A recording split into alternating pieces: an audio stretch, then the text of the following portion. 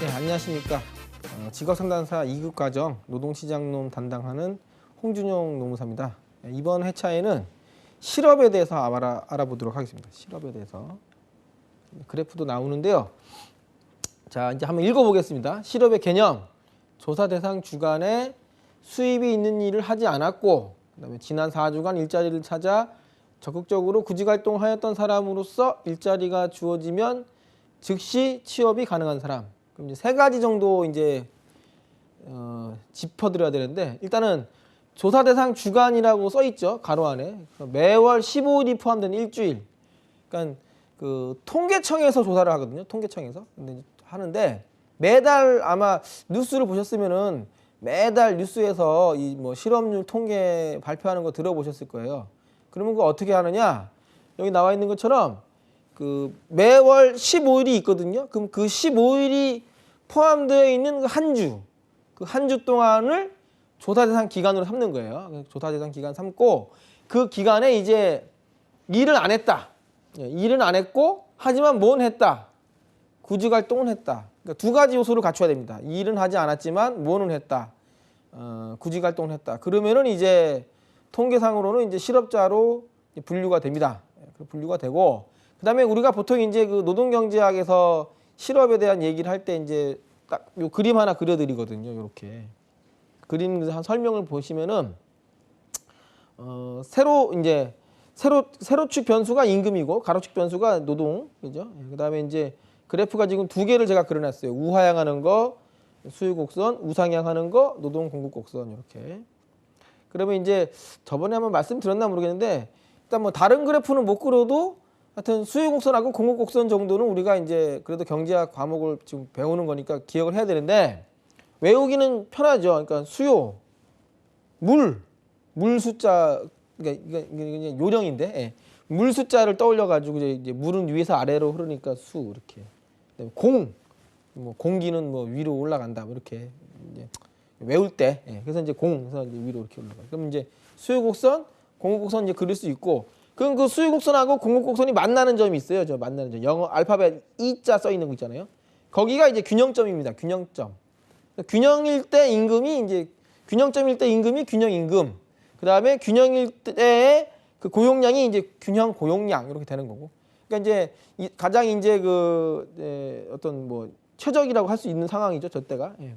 근데 항상 노동시장에서 균형만 있는 건 아니에요. 그러니까 이 점은 균형점이 맞는데 그럼 저 이 점을 제외한 나머지는 다 뭐 불균형이죠. 불균형. 그럼 불균형일 때 어떤 일이 벌어진지 한번 보면은 여기 예를 들어 봤습니다. 제가 여기 보면은 파란색 선 하나 그어놨거든요. 이렇게 균형임금 위에다가 이렇게. 그러니까 만약에 저런 식으로 균형임금보다 이제 시장의 임금 수준이 높다.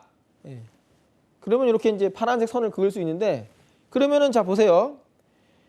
원래 수요 곡선부터 보시면요. 우하향하는 수요 곡선부터 보면은 원래는 균형임금 수준일 때 고용량이 있었어요. 균형 고용량 수준이었어요. 근데 어때요?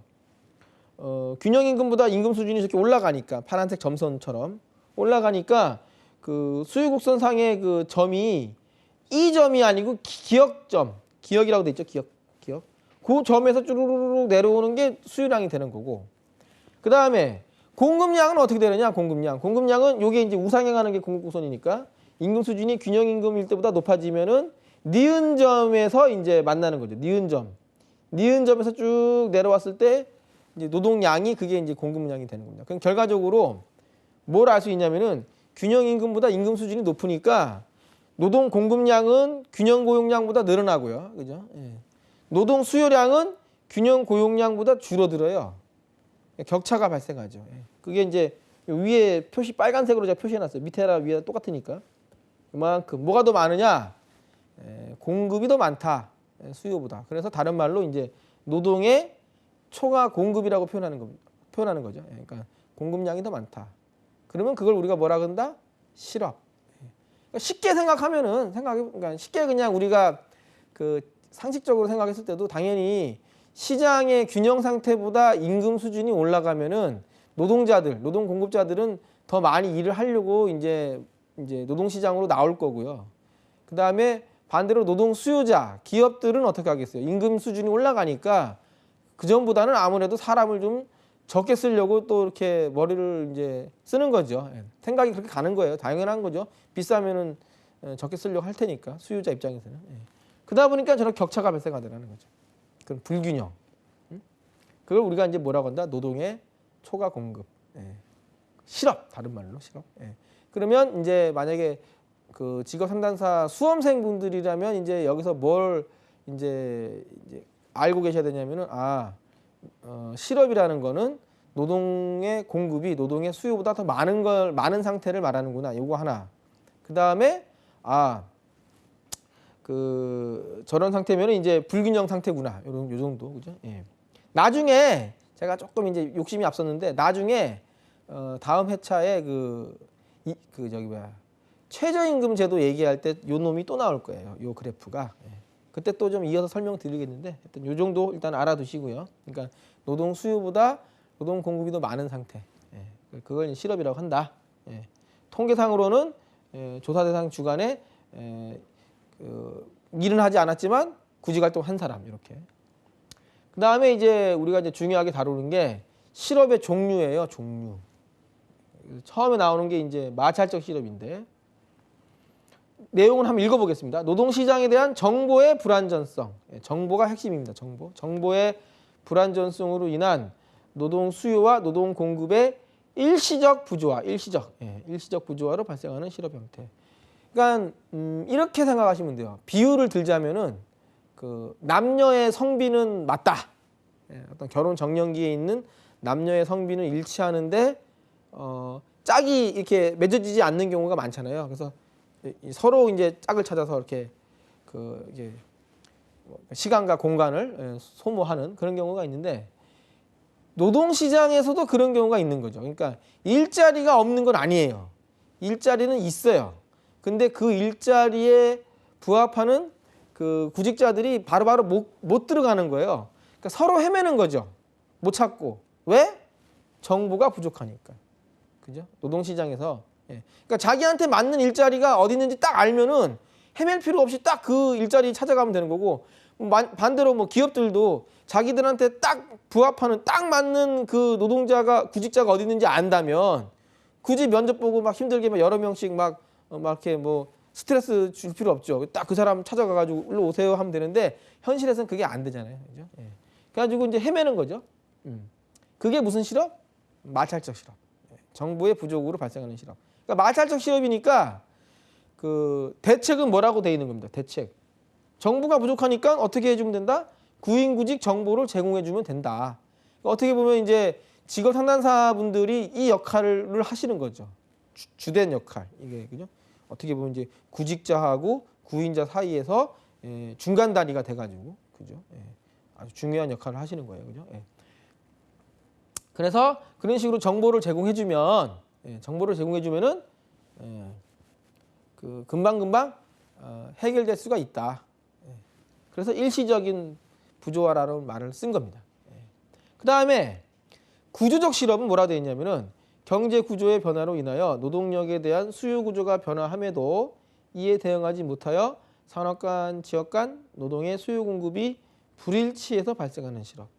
이게 그 구조적 실업의 경우는 그 이제 책마다 약간씩 개념의 정의가 조금 표현이 좀 다르게 돼 있는 경우들이 많이 있어요. 나머지 것들은 좀 일관된 하나의 표현으로 설명을 하는데 요건 좀 구조적 실업은 좀 범위가 좀 넓다 보니까 요 책에서는 이렇게 얘기하고 저 책에서는 이렇게 얘기하는데 나름 일단은 최대한 많이 쓰는 표현으로 한번 갖다 놓은 거고요.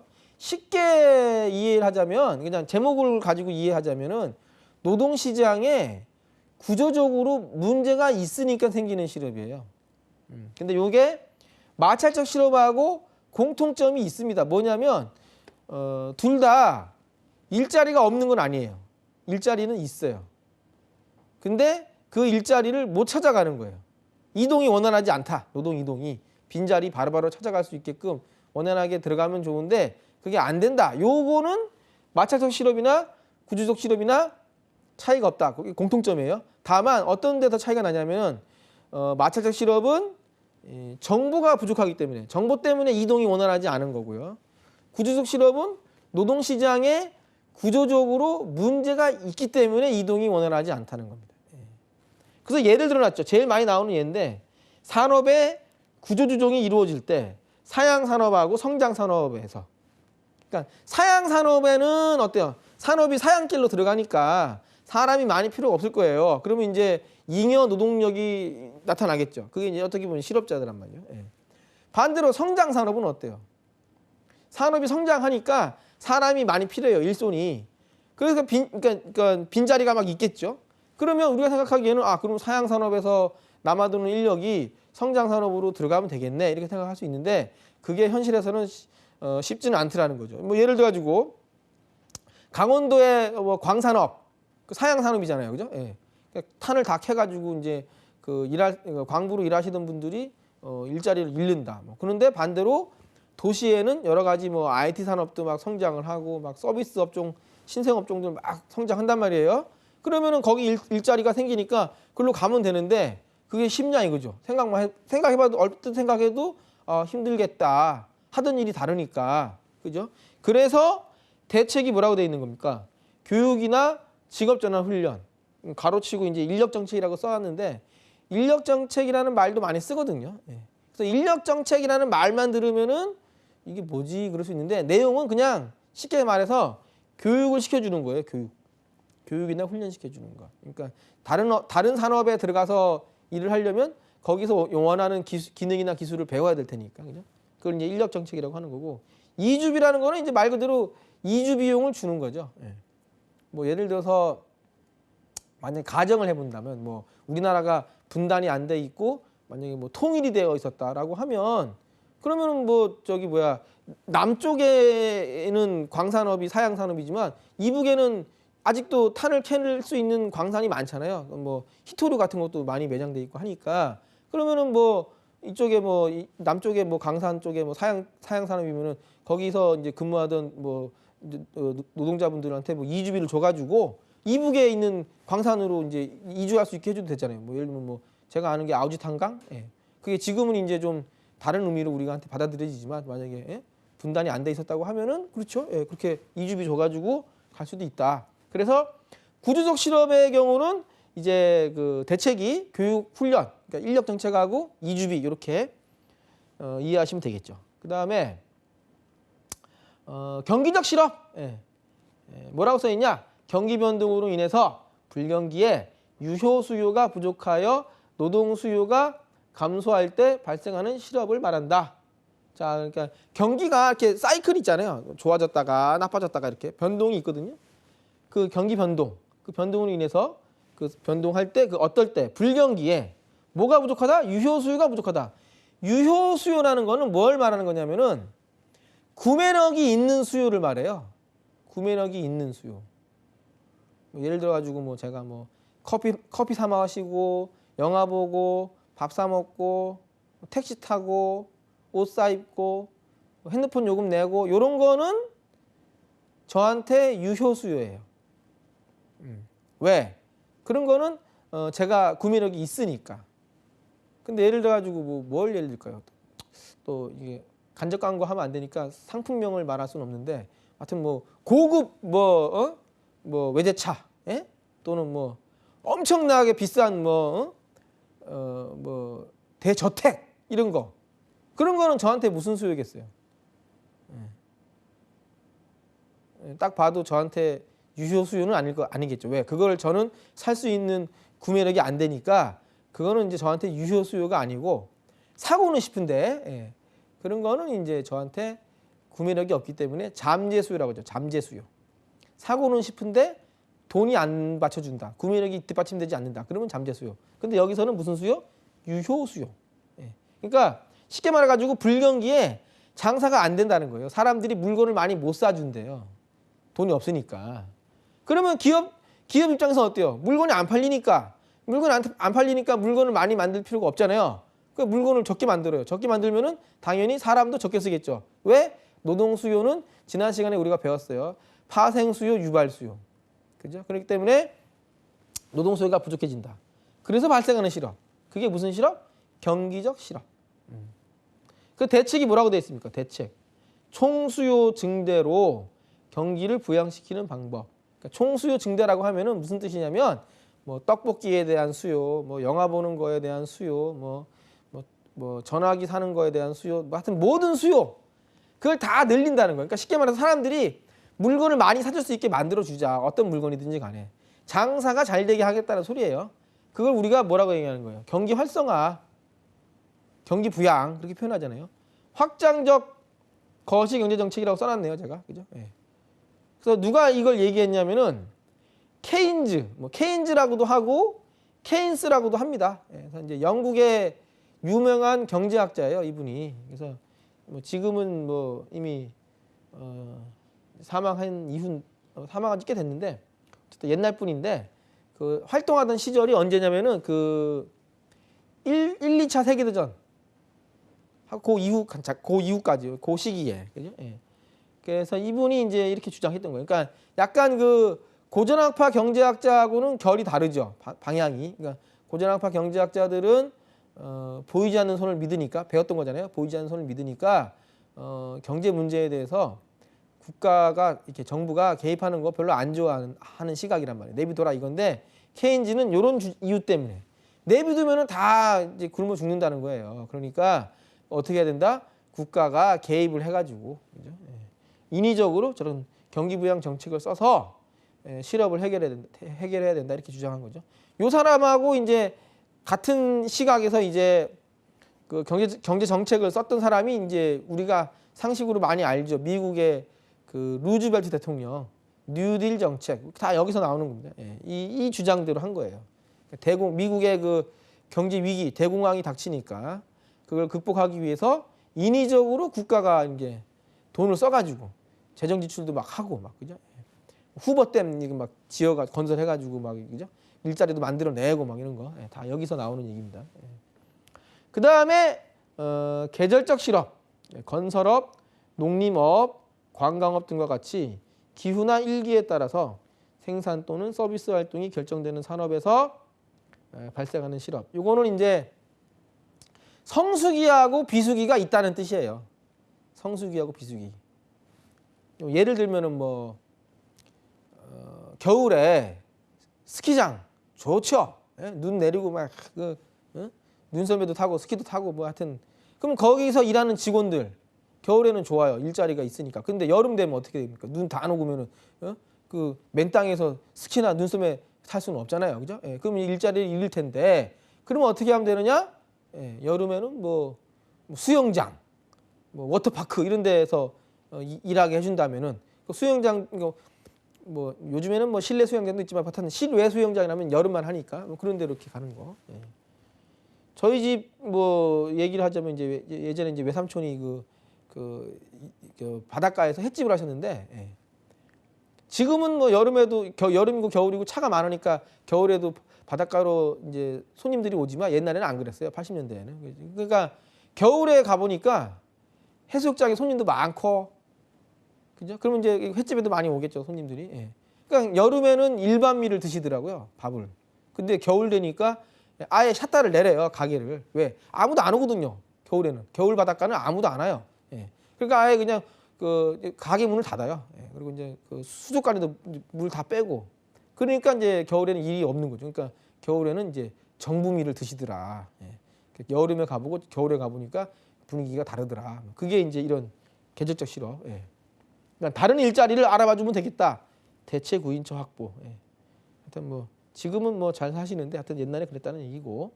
자, 그 다음에 기술적 실업.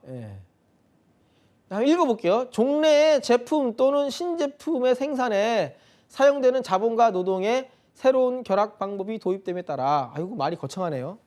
노동력의 해고가 이루어짐으로써 발생하는 실업. 즉 노동절약적 기계나 설비가 도입됨으로 인하여 발생하는 실업을 말한다. 말이 긴데 이거를 확 줄여가지고 여기다 좀 써놓은 거예요. 기술 진보, 자본의 고도화. 자본하면 뭐 떠올리시라고 했어요. 기계나 설비 같은 거 떠올리시면 된다겠죠. 그러니까 그 기술이 발달해가지고 사람이 하는 일을 뭐가 대신한다는 거예요. 기계가. 그죠? 얼마 전에 한 몇 년 전이죠. 그것도 뭐 알파고하고 이세돌 구단하고 내기 바둑을 뒀어요. 그래서 졌죠, 이세돌 구단이. 근데 왜 사람들이 뭐 충격이니 뭐 이런 뭐 공포 이런 얘기를 했을까요? 그냥 내기 바둑 진 것뿐인데 그 이유는 육체 노동에 대해서는 기계가 인간을 대체하는 게 뭐 자연스럽지만 그래도 이 정신 노동만큼은 아직까지는 기계가 감히 따라오지 못할 거야 이런 기대가 있었는데 한 큐에 그 무너진 거잖아요.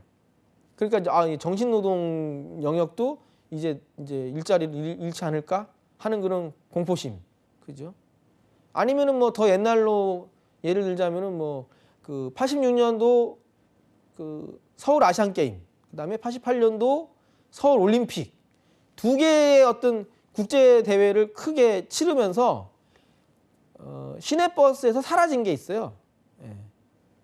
이게 뭐냐? 물론 이제 그때 안 태어난 분들은 모르시겠지만 그때 태어나셨던 분들은 이제 기억하실 거예요. 시내버스에 사라진 게 뭐가 있냐면 안내양 누나들이 싹 사라졌어요. 그때를 전후로 해가지고 왜 사라졌냐? 뭐 그 누님들이 뭐 한꺼번에 다 뭐 시집을 가셔가지고 사라졌냐? 그게 아니고 시내버스에 뭐가 생겼냐면은 이 누르는 벨이 생겼어요. 벨.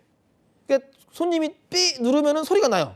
불 들어오고. 그러니까 기사 아저씨가 알아요. 아 내리는구나. 그리고 어떻게 하면 돼요? 버스 세워가지고 버튼 틱 올리면은 문이 쫙 열려요. 자동문. 옛날에는 자동문이 없었거든요. 그 다 안내양 누나들이 열어주고 요금 받고 다 그랬었거든요. 예. 근데 그 자동문 생기고 벨이 생기니까 버스에 사람 2명 쓰던 거 1명만 써도 되는 거예요. 이거잖아요. 이거. 그러니까 누가 이 얘기를 했냐? 예. 마르크스라는 분이 얘기했다. 마르크스. 그죠? 우리가 이제 뭐 공산주의 하면 이제 떠올리는 분이잖아요. 그죠? 예. 그래서 보통 우리가 이제 공부할 때 우리가 배우는 경제학은 보통 이제 그 신고전학파 요 사람들이 이제 주류라고 보통 칭하는데 그 신고전학파 입장에서 이제 나오는 얘기들만 우리가 주로 배워요. 근데 거의 유일하게 그 실험에 대한 거 배울 때 요분 얘기가 나옵니다. 그게 지금 기술적 실험이에요. 그래서 만약 수험용으로 공부하시는 분들은 마르크스라는 이름도 좀 외워두시면 좋아요. 마르크스, 기술적 실험, 기술진보, 자본의 고도화 이렇게 키워드 위주로. 예. 자, 그 다음에 실업 관련 이제 통계를 한번 이제 설명을 드릴 거예요. 그러면 여기서도 이제 수험생분들이라면 직업상담사 시험 공부를 하는 수험생분들이라면은 요거를 반드시 외우셔야 돼요. 예. 아주 중요하죠. 나중에 이제 1차 시험에서만 나오는 게 아니고 2차 시험에서도 나와요. 1, 2차 모두 중요하게 다룬다. 계산 문제로 나오니까.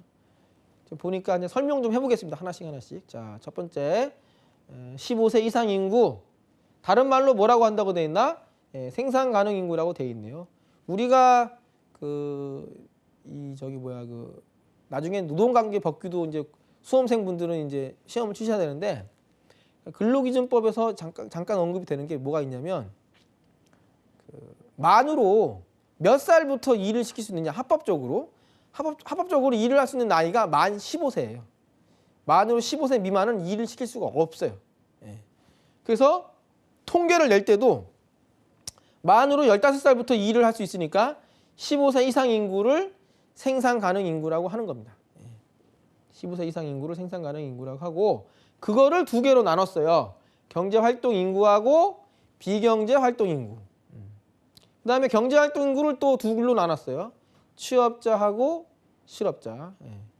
그럼 취업자는 또 둘로 나눴어요. 임금근로자, 비임금근로자. 아이고, 그죠? 근데 또 나눴어요. 임금근로자, 상용근로자, 임시근로자, 일용근로자. 비임금근로자는 자영업자, 무급가족 종사자 이렇게 나눴는데 수험생분들한테는 제가 어떻게 설명드리냐면은 이거 외우기 힘드시면은 1차 시험 보실 때는 취업자하고 실업자까지만 그 구분해서 외우시고 요 뒤에 거는 나중에 2차 공부할 때 보시면 됩니다라고 보통 말씀을 드려요. 그리고 뭐 수업용이 아니고 그냥 이제 교양으로 지금 들으시는 분 같으면 그런 거 신경 안 쓰고 이해만 하시면 되겠죠. 그러면 이제 여기 지금 보면 이제 실업자가 있고 비경제 활동 인구가 있는데 비경제 활동 인구에 예를 들어놨어요.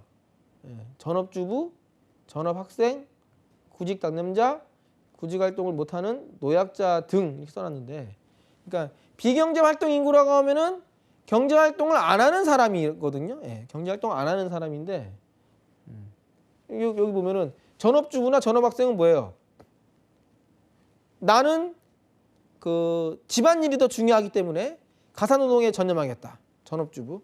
나는 공부가 더 중요하기 때문에 아직까지는 나 공부가 우선이니까 공부에 전념하겠다. 전업학생. 구직단련자, 아유 나는 일할 마음이 없다. 구직활동하기 싫다. 포기하고 있는 분들, 구직단념자. 그 다음에 구직활동을 못하는 노약자, 그러니까 뭐 연로하신 어르신분들, 그죠? 또는 뭐 그 지금 몸이 안 좋아가지고 전혀 뭐 이렇게 뭐 거동할 수 없는 사람, 없는 분들, 이런 분들은 마음은 막 굴뚝 같을 수 있어요. 나 일하고 싶어. 그런데 현실적으로 내가 뭘 할 수 없으니까 구직활동 못하니까. 그러면 어디로 분류가 된다? 비경제활동인구. 그러면은 실업자하고 비경제활동인구하고 둘 다 일을 안 하고 있다는 거는 동일해요. 일을 안 하고 있다는 거는 같은 기준인데 구분하는 기준은 구직활동을 하느냐 안 하느냐 써 있는 것처럼. 예. 구직활동을 하면은 실업자, 구직활동을 안 하면은 비경제활동인구. 그러니까 아무나 실업자가 되는 게 아니에요. 실업자가 되는 것도 그 통계상으로는 그 힘든 거예요. 어떻게 보면. 그죠? 그 고용센터 가셔가지고 그 실업급여 받아보신 분들은 아마 아실 거예요. 내가 그 비자발적인 사유로 이직을 했어요. 그래가지고 이제 고용센터 찾아가요. 그럼 고용센터에서 아이고 실업 상태시군요. 바로 돈 주는 거 아니에요. 거기 상담원분들, 보통 거기 있는 상담원들 중에 직업상담사인 분들도 많이 있겠죠. 예. 그럼 그분들이 뭐라고 하냐면은 뭐 대기 기간 한 일주일 정해놓고 말이죠. 그 이후에 이제 얘기를 해요. 뭐 4주 뒤에 오세요, 2주 뒤에 오세요, 이런 식으로 기간을 정해놓고 좀 이따가 오라고 하거든요. 그럼 그 동안에 뭐 놀다가 오세요 이게 아니라 정해놓은 그 기간 동안에 뭘 하라고 하는 거냐면은 구직활동을 하다가 오라는 얘기예요. 그래가지고 만약에 4주 뒤에 오세요 해가지고 4주 뒤에 만약 갔다. 그러면은 그 고용센터의 그 직업상담원 분들이 뭐라고 얘기하냐면은 그 기간 동안에 구직활동 했는지를 이제 확인을 하는 거예요. 어디 알아보셨어요? 뭐 면접 어떻게 하셨어요? 뭐 이렇게 쭉 이제 뭐 그죠? 예. 그래가지고 구직활동 했던 게 확인이 되면은 구직활동한 게 확인이 되면은 아 그러면 선생님은 그 기간 동안에 실업자로 존재하셨던 게 맞네요 해가지고 실업에 인정을 해줘요. 그러면 그 실업 인정 받은 기간 동안에 뭐가 나오는 거예요? 실업급여가 나오는 거죠. 정확하게는 실업급여 중에서 구직급여라고 해가지고 그죠? 예. 그래가지고 예, 아무나 실업자가 될 수 있는 게 아니다. 구직활동을 해야 된다. 예, 그게 중요한 거고.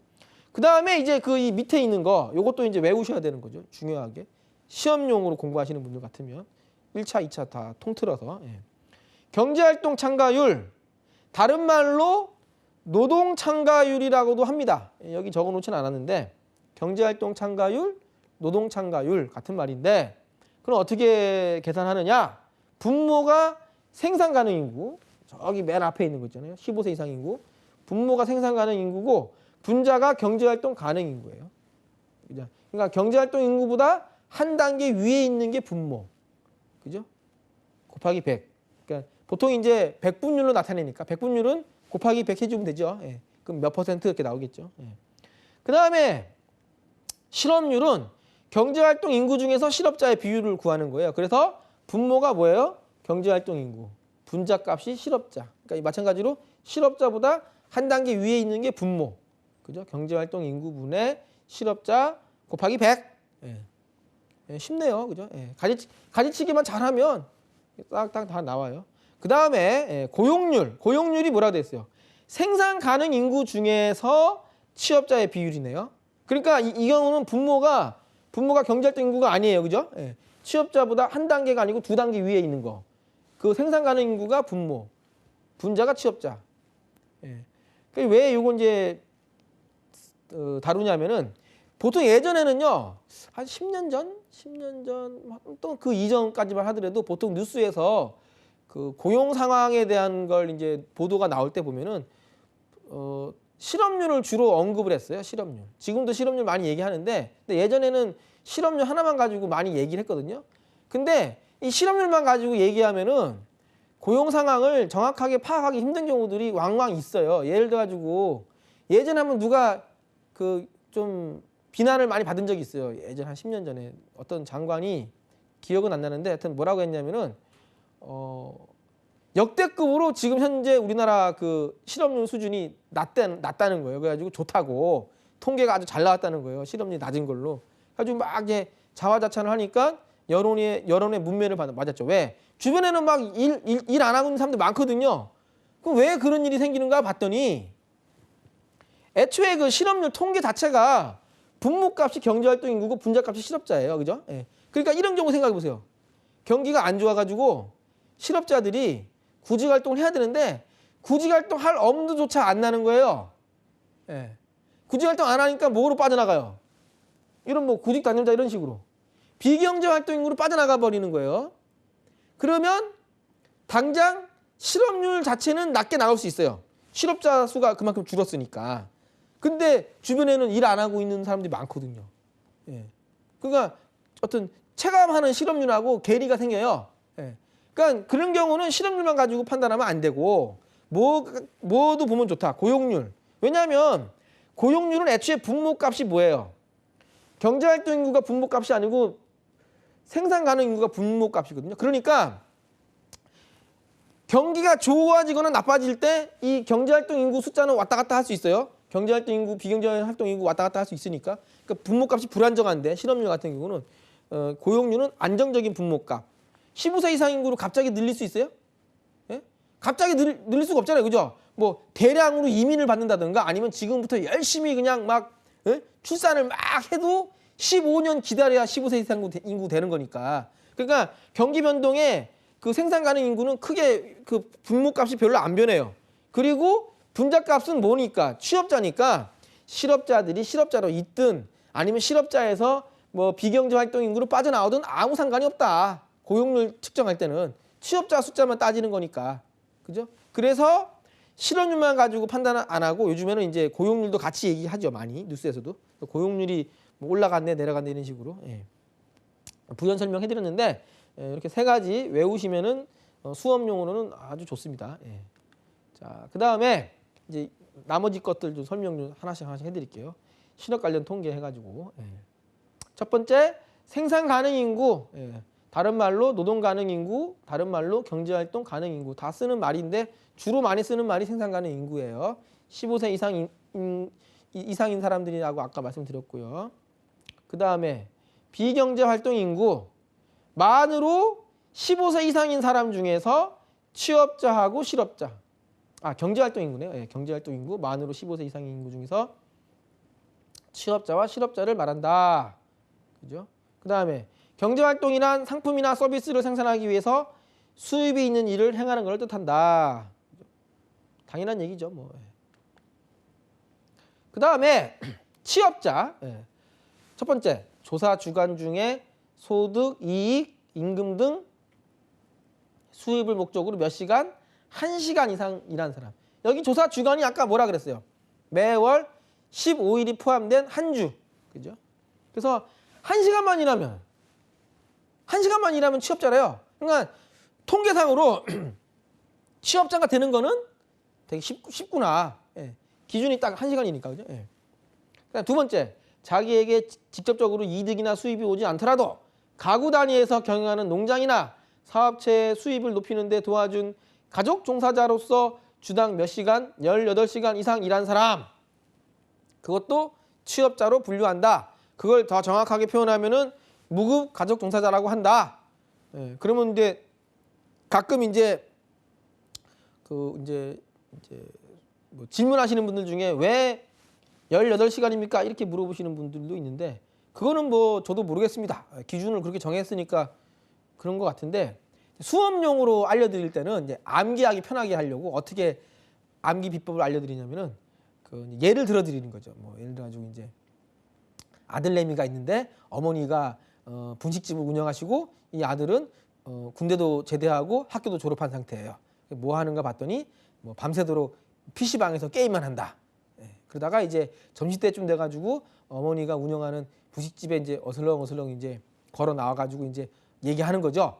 엄마 10,000원. 이러면 이제 어머니가 뭐라고 하겠어요? 막 잔소리 하시겠죠. 에? 이놈아, 군대도 갔다 오고 학교도 졸업했는데 매일 PC방에서 게임만 하면 되겠냐 막 잔소리 막 하면서 바쁘니까 요 아파트 몇 동 몇 호에서 김밥 2개 쫄면 1개 우동 3개 뭐 배달해 달라고 하니까 배달해 주고 와라 이렇게 하겠죠. 그러면 이제 비닐로 봉다리에 담아가지고 이제 배달하러 가는 거죠. 그럴 때 어떻게 하면서 가는 거예요? 어머니한테 잔소리를 많이 들어가지고 이제 뭐 18 하면서 그렇게 이제 배달을 간다. 그러면 이제 외우긴 쉽죠. 무국가족 종사자.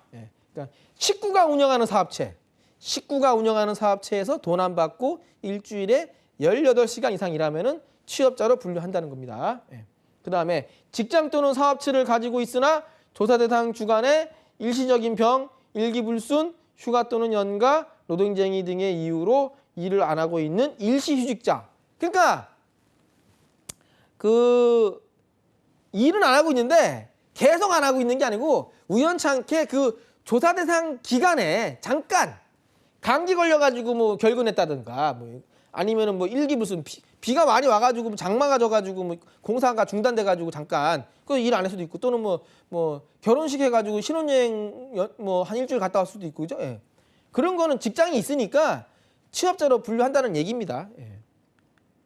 그다음에 여기 뭐 수입이 있더라도 다음의 활동 상태는 경제활동으로 보지 않겠다. 그러니까 취업자에 포함을 안 시키겠다는 거예요. 당연한 얘기에 보면은 그죠? 뭐 법률에 위배되는 활동, 그다음에 법률에 의한 강제노역이나 봉사활동. 아마 뭐 징역 몇 년, 뭐 사회봉사 몇 시간 이런 거 판결 나오는 경우 있잖아요. 뭐 그런 거 해도 조금 뭐 주는 게 있나 봐요. 저도 받아본 적은 없는데, 근데 그런 거 돈 준다 가지고 그게 취업자로 보는 건 아니라는 거예요. 그죠? 그다음에 경마, 경륜, 증권, 선물 등 투자 활동. 이게 다 도박이죠, 도박 이것도 사실상 그죠? 그러니까 이런 걸 하면은 취업자로 분류 안 한다는 거예요. 반면에 불법 취업자의 활동 상태는 본인의 활동 없이는 알 수 없으니까 취업자에 포함시키겠다. 이게 무슨 말이냐면은 통계청에서 조사를 나가거든요. 그래가지고 이제 표본이 되는 그 조사 대상자한테 물어봤어요. 그 15일이 포함된 한 주간에 수입이 있는 일을 했습니까? 물어봤는데 아, 예, 했습니다 하고 대답하는 거죠. 그래서 무슨 일 하셨어요? 그러니까 아유, 제가 뭐 어디 저기 뭐 강원랜드 가가지고 뭐 빠찡코 이거 뭐 땡겨가지고 뭐 얼마 벌었어요. 이런 식으로 막 얘기하면은 아, 이 사람은 노름꾼이구나 하면서 빼겠죠.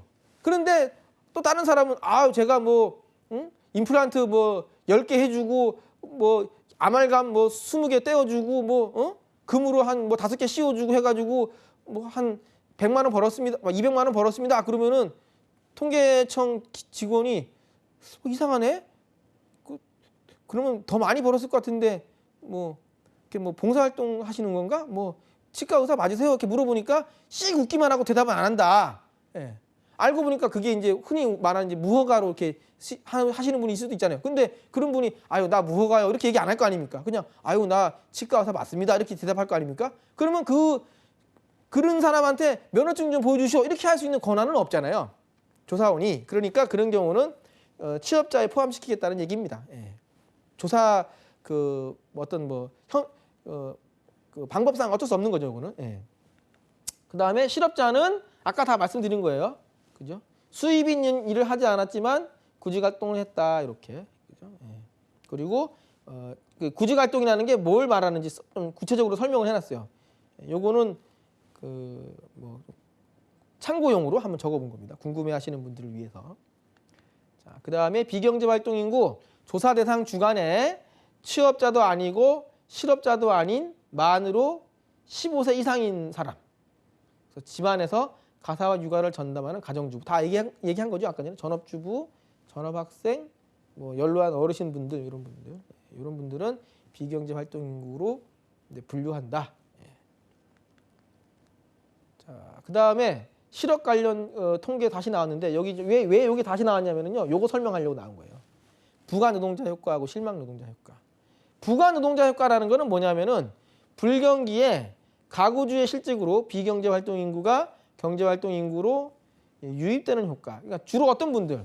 전업주부나 전업학생 저런 분들이겠죠. 그러니까 경기가 안 좋을 때 그 가장이 실직을 한다. 아버지가 실직하니까 집에서 살림만 하고 있던 어머니나 공부만 하고 있던 자식들이 아이고 그러면 나라도 가게에 보탬이 되기 위해서 일을 해야 되겠네 해가지고 요분들이 노동시장으로 들어가는 거예요. 그 부가. 그죠? 근데 생각해 보세요. 멀쩡히 일하던 사람들도 지금 일자리를 잃는 판에 일도 안 해본 사람들이 노동시장으로 들어간다고 해가지고 노동시장에서 어서 옵쇼 해가지고 바로 취업을 시켜주느냐? 그러진 않겠죠. 그러니까 대부분 다 뭐가 되겠어요? 들어가도 대부분 다 실업자가 될 거예요. 그래가지고 이제 구직활동을 해가지고 야금야금 취업자로 넘어가겠죠. 예.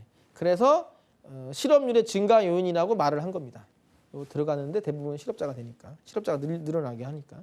그 다음에 실망노동자권은 반대로 불경기에 구직자 등이 구직활동을 단념해서 경제활동 인구가 비경제활동 인구로 빠져나오는 거. 그러니까 주로 실업자들이 빠져나오는 거예요. 비경제활동 인구로. 그러면 이제 구직 단념자가 되겠죠. 그러니까 실업자 수가 줄어드니까 실업률의 감소 요인이다라고 표현을 한 겁니다. 그래서 부가노동자 효과는 경제활동 인구를 늘리고 실망노동자 효과는 경제활동 인구를 줄인다. 이게 핵심이에요. 들어가냐 나가냐 이걸로.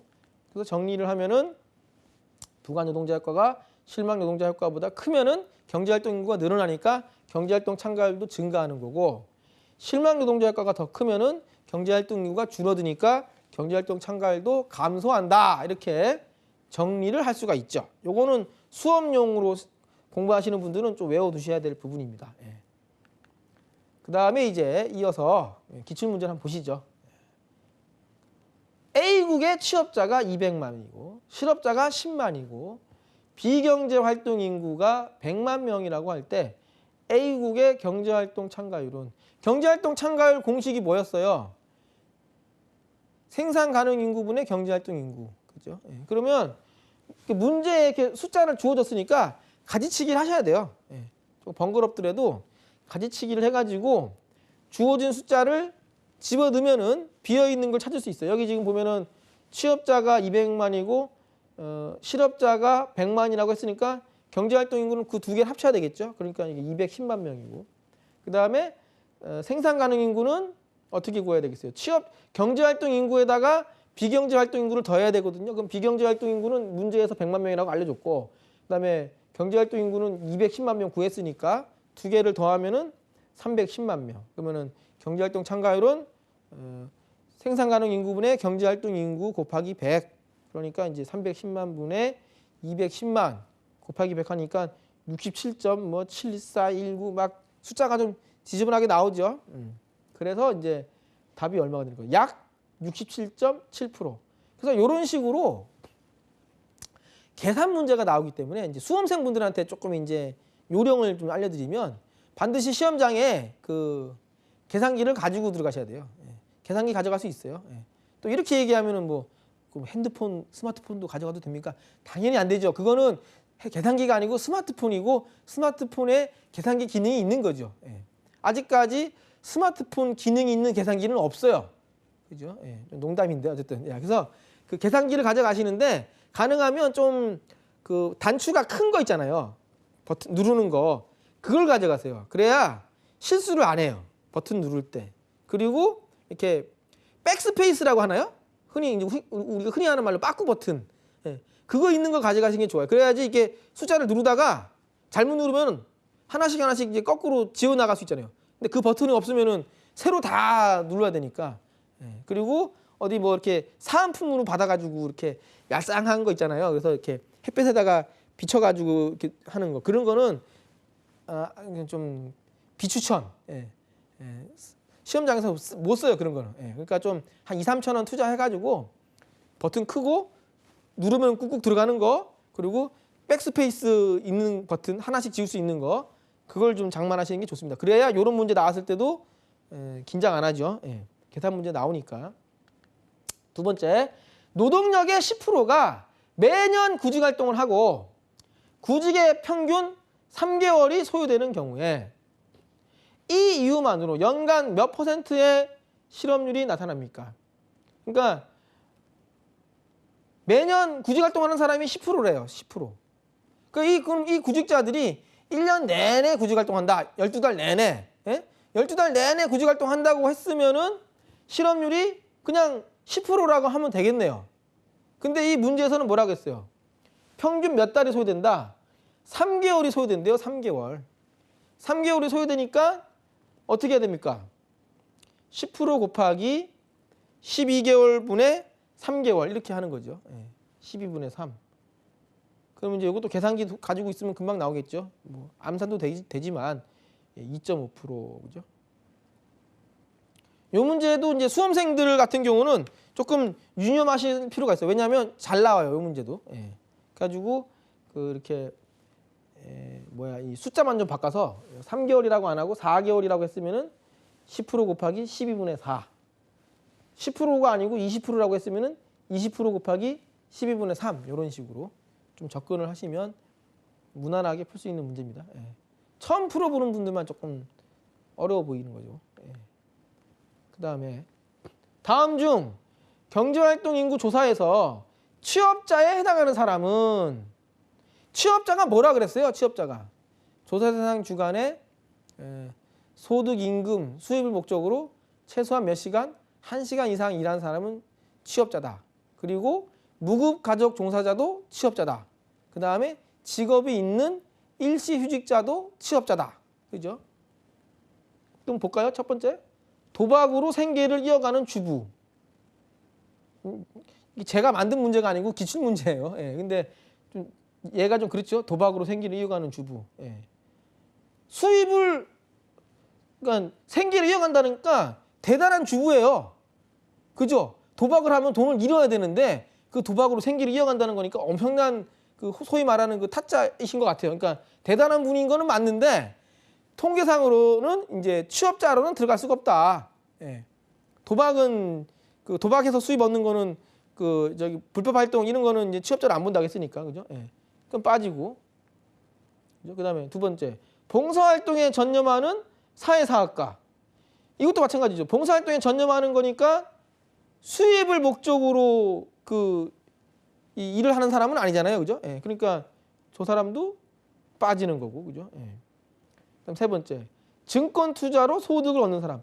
이것도 뭐 말이 좋아 투자지 실제로 뭐 투자로 하시는 분만 있는 게 아니잖아요, 그죠? 예, 보면 이제 뭐 단타 매매도 많고 뭐 사실상 이제 시세 차익 놀이는 제 입장에서는 약간 이제 좀 제 개인적인 생각인데 좀 투기로 보죠. 예, 그래서 저것도 일종의 도박이니까 저걸 그 취업자로 보지는 않는다. 더군다나 이제 통계에서도 아까 봤던 거죠. 예, 뭐 경륜, 경마, 뭐 증권, 뭐 하여튼 이런 거 다 취업자로 안 보니까. 그러면 남는 게 4번이겠네요. 간호사 자격증이 없이 간호원으로 취업한 사람. 아까 얘기했잖아요. 그러니까 뭐 무허가, 무면허, 뭐 그런 사람들은 그 통계청에서 조사할 때 그 면허증 보여주셔야 할 수 있는 권한은 없어요. 그죠? 조사원이. 그러니까 그냥 일했다고 하면 그냥 그런 값도 하는 수밖에 없죠. 예. 그러니까 답이 4번이겠네요. 여담이지만 간호원이라고 부르면 안 되고 간호사라고 불러야죠. 예, 그죠? 예. 옛날에는 간호원이라고 불렀었어요. 예. 직업의 어떤 명칭이, 그죠? 자, 그다음에 네 번째 경제활동 인구 조사에서 비경제활동 인구로 분류되는 사람은 자, 첫 번째 볼까요? 가족 단위 사업체의 무급가족 종사자. 뭐 이건 아까 얘기했죠. 식구가 운영하는 사업체에서 일주일에 몇 시간 18시간 이상 돈 안 받고 일하는 거는 무급가족 종사자인데 그거는 취업자다. 그러니까 취업자는 경제활동 인구예요. 예. 그다음에 일시적인 병 등으로 인한 일시휴직자. 일시휴직자도 뭐라 그랬어요?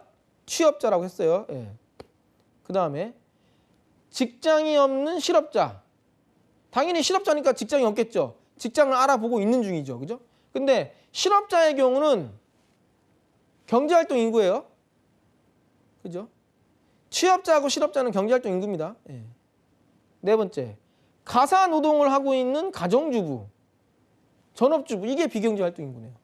그죠? 그러니까 실업자하고 그 비경제활동 인구 나누는 기준은 뭐라 그랬어요? 구직활동.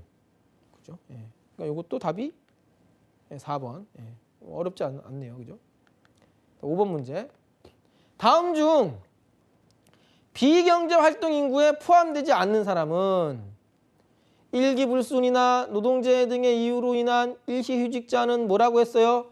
취업자. 취업자는 어디에 분류된다? 경제활동 인구. 두 번째, 가사를 돌보는 가정주부. 가사 활동 전념하는 거니까, 그죠? 요거는 비경제 활동 인구. 그죠? 이건 맞죠? 그다음에 초중고등학교에 재학 중인 학생, 전업학생, 비경제 활동 인구. 그다음에 심신장애자, 그래서 구직활동 할 수 없는 상황이라고 가정한 거예요. 그러면 이것도 비경제 활동 인구. 그러니까 여기서는 고를 수 있는 게 1번밖에 없네요. 명백하게, 그죠? 간혹 이런 경우 있어요. 이제 요건 이제 좀 이해를 좀 도와드리기 위해서 만약에 가사를 돌보는 가정주부인데 어머니가 잠깐 아르바이트를 했다. 일주일에 1시간 정도. 또는 고등학생인데 편의점에서 아르바이트를 한다. 일주일에 뭐 1시간 이상. 그러면은 어디에 들어가냐? 취업자로 들어갑니다. 취업자로. 예. 왜? 전업학생이 아니고 전업주부가 아니니까. 전업주부라고 하면은 구직활동도 안 하고 취업도 안 된 상태로 그냥 가사노동에만 전념하는 거예요. 학생도 마찬가지예요. 학생이 아르바이트 하는 순간 전업학생이 아닌 거예요. 1시간이라도 일을 했으니까 취업자로 들어가는 거예요. 취업자. 그러니까 이 분류를 할 때 이렇게 이런 식으로 분류합니다. 이거 아까 좀 이제 제가 좀 더 자세하게 설명드리면 통계청에서 조사를 나가가지고 물어볼 때 취업자인지 아닌지를 확인해요. 취업자가 아니면 그 다음에 실업자가 아닌지를 확인해요. 구직활동 했는지 물어봐가지고 그 다음에 남는 게 비경제활동으로 빠지는 거예요. 그러니까 예를 들어가지고 이런 경우 있을 수 있어요. 전업으로 공부하는 대학생이었어요. 전업 대학생이었는데 이 대학생이 원서를 넣고 있다. 취업하기 위해서. 그럼 구직활동도 하잖아요. 구직활동도 하고 그러면서 주말마다 어디 커피숍에서 아르바이트를 한다. 그러면은 취업 상태에도 있어요, 지금. 그러니까 모르는 경우에는 그럼 이 사람은 학생이고 구직활동도 하고 또 아르바이트도 하니까 취업자면서 실업자면서 비경제 활동 인구인가? 이게 아니에요. 배타적으로 하나에만 딱 속하는 거예요. 어디에? 취업자에. 그죠? 예. 자, 그다음에 이건 답이 1번이고 6번 문제. 경제활동 인구 조사에서 취업자로 분류되는 사람은 명예퇴직을 하여 연금을 받고 있는 전직 공무원. 여기 요 보기만 보면은 일을 하고 있는 것 같진 않죠. 그러니까 요 분은 뭐예요? 비경제 활동 인구로 분류해야 될 것 같아요. 구직 활동도 안 하고 있는 상태라면, 그죠? 그다음에 두 번째, 하루에 3시간씩 구직 활동을 하고 있는 전직 은행원. 그러니까 어딘가에 취업하고 있는 건 아니고 구직 활동을 하고 있는 거잖아요, 그죠? 그러니까 요 사람은 어디로? 실업자로 분류를 해야 되겠죠. 예. 그다음에 세 번째, 하루에 1시간씩 학교 부근 식당에서 아르바이트를 하고 있는 대학생. 대학생이니까 뭐 비경제 활동 인구 아니에요. 전업 대학생이 아니잖아요. 뭐 1시간은 일을 하니까 하루에 1시간이니까 일주일에 한 번만 나가도 1시간 일하는 게 되잖아요. 최소한 취업자의 최소 요건을 갖췄어요. 그러니까 여기는 취업자가 3번이겠네요. 그죠? 예. 그다음에 네 번째, 하루에 2시간씩 남편의 상점에서 무급으로 일하는 기혼 여성. 우리가 아까 제가 뭐라 그랬어요? 무급 가족 종사자가 되려면은 식구가 운영하는 사업체에서 돈을 안 받고, 그러니까 여기까지는 요건을 갖췄어요. 이 기혼 여성이. 그죠? 남편이니까 식구겠죠? 돈도 안 받았죠? 그런데 뭐라고 됐어요? 하루에 2시간씩이니까 일주일 내내 나와도 몇 시간이에요? 2, 7에 14, 14시간이잖아요. 그러니까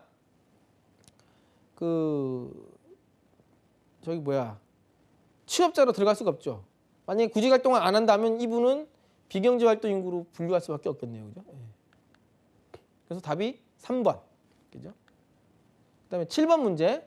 정보의 유통 장애와 가장 관련이 높은 실업은, 요거 이제 요령인데요. 수험생들한테 말씀드릴 때는 정보 나오면은 무조건 뭐 고르면 된다.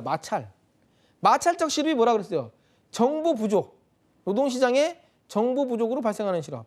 그럼 해결책은 뭐다? 정보 제공. 예. 답이 1번. 그 다음에 8번 문제. 다음 중에서 비자발적 실업이 아닌 거. 그러니까 비자발적 실업이라고 하면은 내 의지하고는 무관하게 일자리를 이뤄야 될 거 아닙니까? 그죠? 그럼 딱 보이네요. 그죠? 기술적 실업, 아까 기술적 실업은 뭐라 그랬어요? 기술 진보, 자본의 고도화로 발생하는 실업. 구조적 실업은 노동시장에 구조적인 문제가 있어가지고 발생하는 실업. 경기적 실업은 경기가 변동할 때 유효 수요가 부족해서 노동 수요도 감소하니까 발생하는 실업. 그러니까 2번, 3번, 4번은 그 자기의 의지하고 무언하게 일자리를 잃는 경우가 많겠죠. 그죠? 근데 마찰적 실업은 정보가 부족해서, 그러니까 내가 더 좋은 직장 가려고 하는데 내가 원하는 직장이 어딘지 몰라서 헤매고 있는 거예요, 지금. 그러니까 1번 고르시면 되겠네요. 마찰적 실업. 그러니까 마찰적 실업은 자발적 실업이라고 이해하시면 됩니다. 그래서 이렇게 해가지고 이번 시간에는 이제 실업에 대한 내용을 설명드렸는데, 자, 이제 정리를 좀 하면은요. 실업은 어떤 상태다? 노동 수요보다 노동 공급이 더 많은 상태. 그래서 노동의 초과 공급 상태를 실업이라고 한다. 그리고 그 통계상으로는 실업자를 어떤 사람들이 실업자가 될 수 있느냐? 그러니까 일은 하고 있지 않지만 구직 활동을 하고 있어야 실업자가 된다. 그 다음에 가지치기 하는 거 중요하다고 말씀드렸었고, 경제활동 참가율, 실업률, 고용률 세 가지가 있다. 경제활동 참가율은 생산 가능 인구분의 경제활동 인구 곱하기 100. 다른 말로 노동 참가율이라고도 부른다. 그다음에 실업률은 경제활동 인구분의 실업자 수 곱하기 100.